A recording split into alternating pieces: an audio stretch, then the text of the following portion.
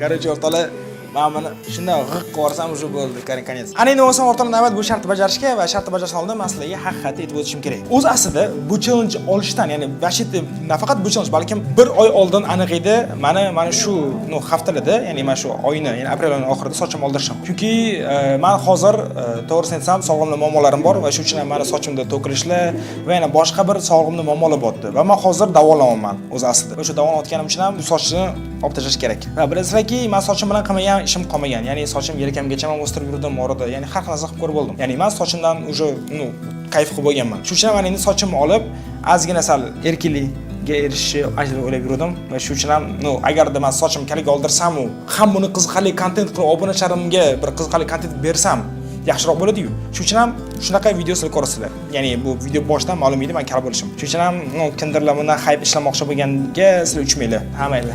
Bo'lmasam davaychi. Shunday qo'rqo'riya. Albatta o'rtoqlar o'quvchi bilan like bosib qo'yish esdan chiqmasin.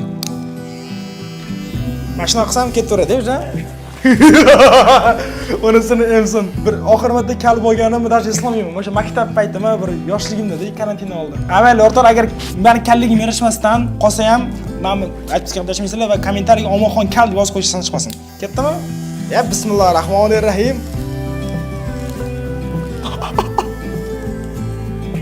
Ye.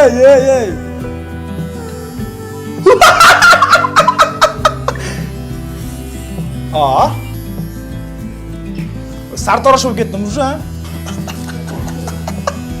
Lekin hozircha menga yo'q, to'g'risini aytaman.